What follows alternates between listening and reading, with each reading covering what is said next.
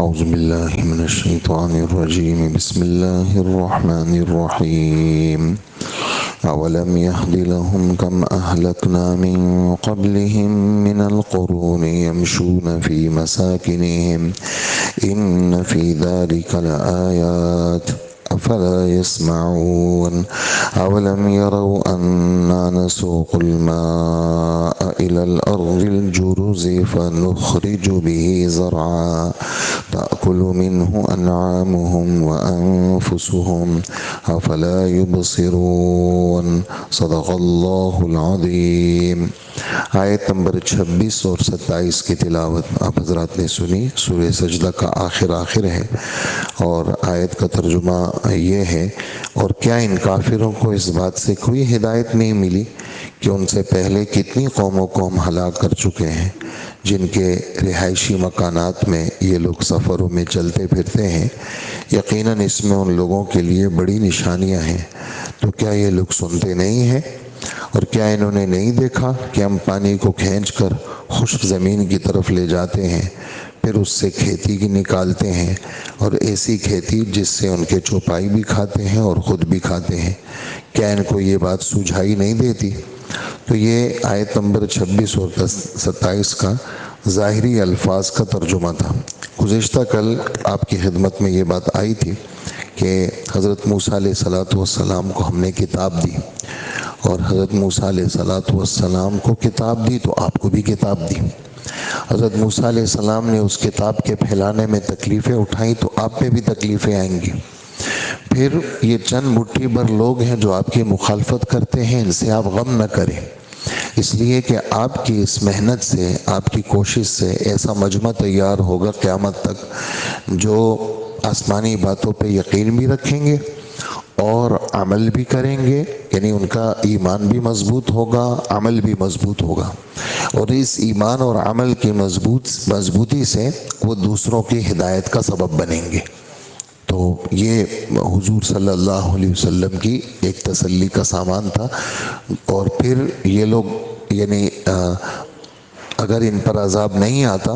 تو کل قیامت کے دن عملی فیصلہ اللہ پاک کر دیں گے۔ یہ ہمارا کل کا درس کا مختصر سا خلاصہ تھا۔ تو اس بات سے یہ دو اعتراض کر سکتے تھے، دو شبہ ان کافروں کے اس میں آ سکتے تھے۔ ایک یہ ہے کہ ہمیں یہ والی بات ہی پتہ نہیں ہے کہ ہم کیسے مانیں کہ اللہ کو ہمارا کفر برا لگتا ہے،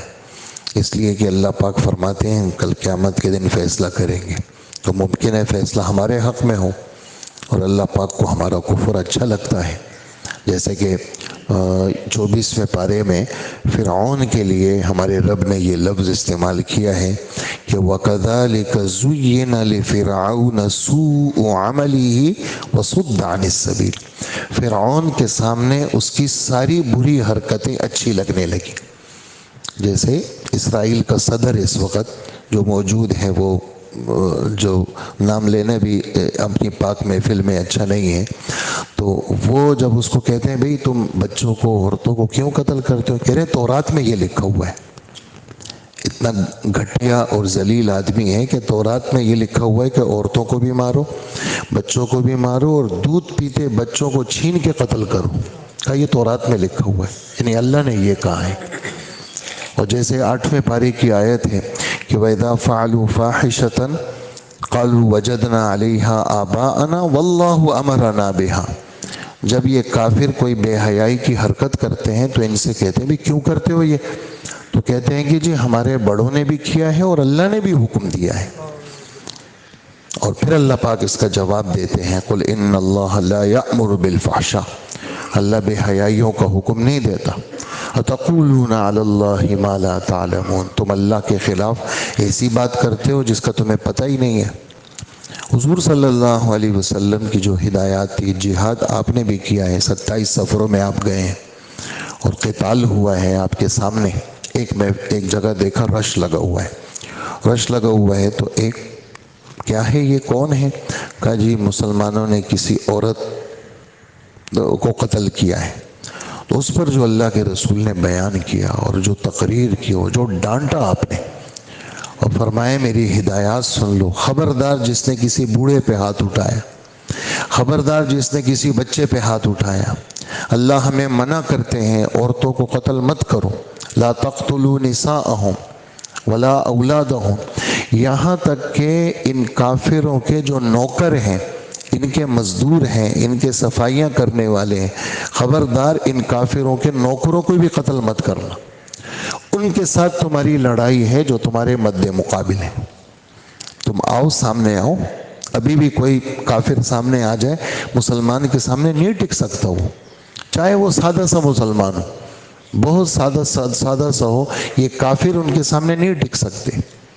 تو ایک شبہ ان کافروں کو یہ ہو سکتا تھا کہ جی ہمارا کفر اللہ کو اچھا لگتا ہے،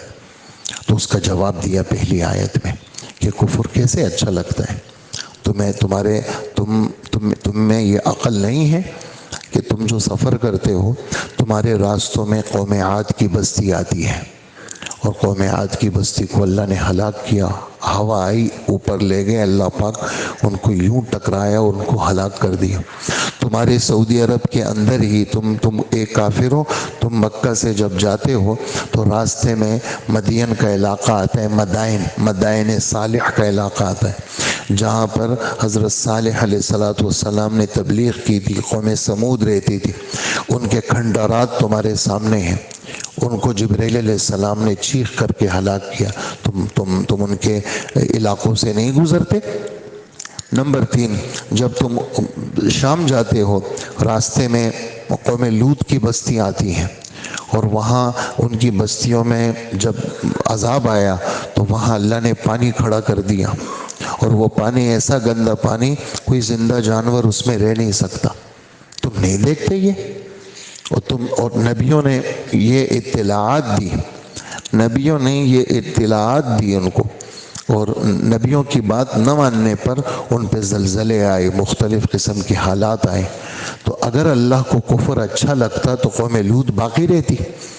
اللہ کو کفر اچھا لگتا تو شعیب علیہ السلام کی قوم بھی اردن میں ہے، اردن کے علاقے میں حضرت کی قبر بھی وہیں پر ہے، وہ قوم بھی وہیں تھی، ان کو وہ کیسے ہلاک ہوئی؟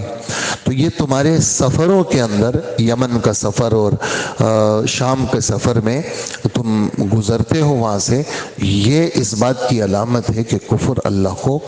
برا لگتا ہے، جبھی تو اللہ پاک نے عذاب دیا۔ اور دوسرا شبہ ان کے دلوں میں یہ تھا کہ ہم تو آخرت کو مانتے ہی نہیں ہیں۔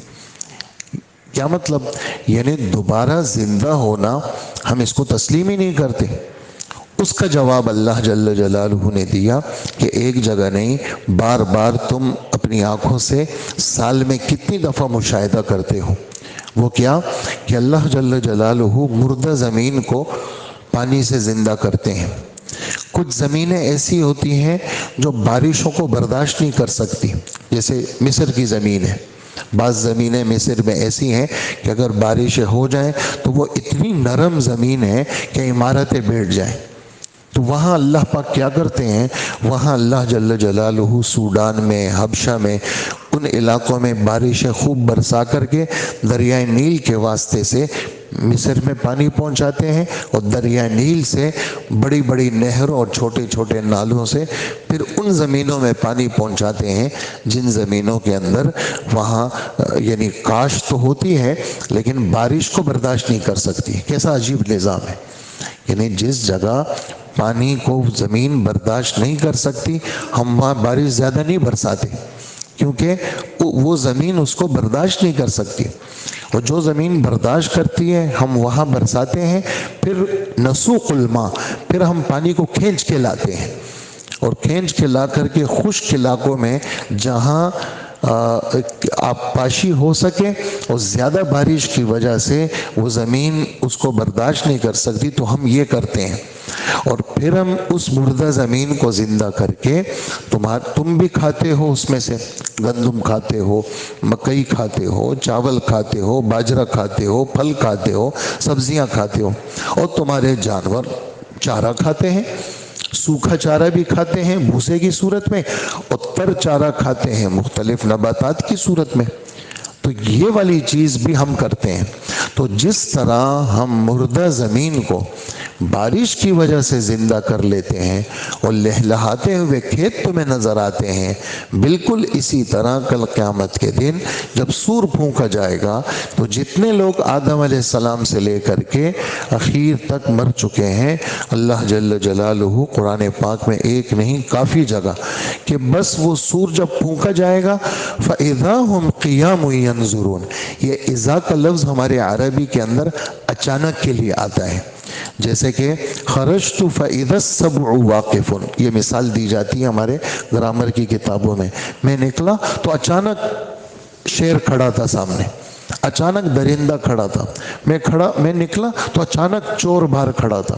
تو یہ اچانک کے لیے یہ لفظ آتا ہے۔ ہمارے رب فرماتے ہیں کہ جب سور پھونکا جائے گا، یہ سورہ صافات کے پہلے صفحے میں یہ والی بات، جب سور پھونکا جائے گا فَإِذَا هُمْ قِيَامٌ يَنْظُرُونَ، اچانک سب کھڑے ہو جائیں گے اور زندہ ہو کر کے ایسے دیکھیں گے۔ یعنی ہمارے رب فرماتے ہیں ایسا نہیں ہے کہ میرے لیے کوئی مشکل ہوگا، اب ہڈیاں میں کہاں سے ڈھونڈوں، کون 1000 سال پہلے مرا، اس کی ہڈی کہاں ہوگی، اب اس کو ملاؤ، اس کو جوڑو، اس پہ گوشت چڑھاؤ، یہ ساری چیزیں ہمارے لیے کوئی مسئلہ نہیں ہے۔ بس جیسے سور پھونکا جائے گا اچانک میں سب کو جمع کر کے اپنے سامنے کھڑا کر دوں گا اور سب لوگ زندہ ہو کے دیکھیں گے۔ تو جیسے میں خشک زمین کو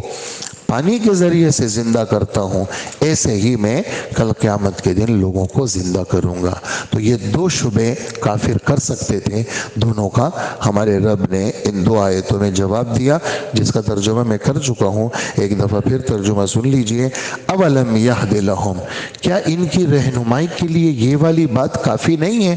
کہ ان کے دل میں یہ بات ہے کہ ہمارا کفر اللہ کو اچھا لگتا ہے؟ کم اہلکنا من قبلہم، کتنے ہی لوگ بستیوں والے، علاقوں والے، میں نے قوم عاد کی مثال دی آپ کے سامنے، میں نے قوم صالح کی مثال دی، میں نے قوم شعیب کی مثال دی، میں نے قوم لوط کی مثال دی، ان علاقوں میں یہ لوگ گزرتے ہیں، یمشون فی مساکنہم، یہ آتے جاتے دیکھتے ہیں، ہاں اچھا یہ ہے، پھر لوگوں نے بھی بتایا ہے، اچھا یہ وہ لوگ تھے، نبی آئے تھے اور انہوں نے ڈرایا تھا اور انہوں نے بات نہیں مانی، لوگوں میں مشہور بھی ہے یہ بات، آنکھوں سے دیکھتے بھی ہو تم لوگ، لوگوں میں مشہور بھی ہے یہ بات، آنکھوں سے دیکھتے بھی ہو، یہ بات بھی سننے میں آتی ہے کہ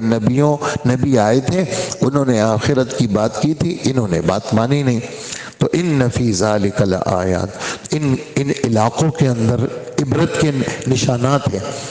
لہٰذا افلا یسمعون، نہیں سنتے، یہ لوگوں سے بھی نہیں سنتے، لوگوں کی زبان پہ یہ بات مشہور ہے، اتنا نہیں سنتے۔ اولم یروا، اور دوسرا شبہ یہ ہے کہ ہم آخرت کو نہیں مانتے، کیسے زندہ ہوں گے، جب ہم مٹی میں مل جائیں گے تو دوبارہ ہمیں کیسا زندہ کیا جائے گا، یہ والی بات تو بہت عجیب ہے، کون کر سکتا ہے اس طرح؟ تو اللہ پاک فرماتے ہیں تم دنیا میں دیکھو، ہم پانی کو ایسی خشک زمین کی طرف کھینچ کے لاتے ہیں، جو زمین بارش کو برداشت نہیں کر سکتی، علماء نے مصر کی زمین کی مثال دی ہے، کسی نے یمن کی بعض زمینوں کی مثال دی، کسی نے شام کی بعض زمینوں کی مثال دی ہے، سخت زمینوں پہ میں پانی برساتا ہوں، وہاں سے پانی کھینچ کر کے ہم لے کے آتے ہیں اور ہم لا کر کے ان علاقوں میں پانی پہنچاتے ہیں جن علاقوں میں کس کی ضرورت ہوتی ہے، پانی کی ضرورت ہوتی ہے۔ پھر ہم کیا کرتے ہیں، ہم کھیتی کو نکالتے ہیں زمین سے، جس کا جو مغز ہے وہ تم کھاتے ہو اور جس کا جو بھوسا ہے وہ تمہارے جانور کھاتے ہیں۔ تو کیا یہ نہیں دیکھتے یہ لوگ اپنی آنکھوں سے یہ سارا؟ تو پچھلے سننے کا ذکر کیا اور اس آیت میں دیکھنے کا ذکر کیا۔ اللہ پاک ہمیں عمل کی توفیق عطا فرمائے۔ الحمدللہ رب العالمین والصلاة والسلام علی نبینا محمد وآلہ واصحابہ اجمعین۔ ربنا آتنا فی الدنیا حسنة وفی الآخرة حسنة وقنا عذاب النار۔ ربنا اغفر لنا ولإخواننا الذين سبقونا بالإيمان ولا تجعل في قلوبنا غلا للذين آمنوا ربنا إنك رؤوف رحيم۔ اللهم استر عوراتنا وآمن روعاتنا. اللهم إنا نجعلك في نحورهم ونعوذ بك من شرورهم. ربنا أعنا على ذكرك وشكرك وحسن عبادتك. رب اغفر وارحم وأنت خير الراحمين. وصلى الله وسلم على حبيبنا محمد وآله وأصحابه وأمته أجمعين. آمين برحمتك يا أرحم الراحمين.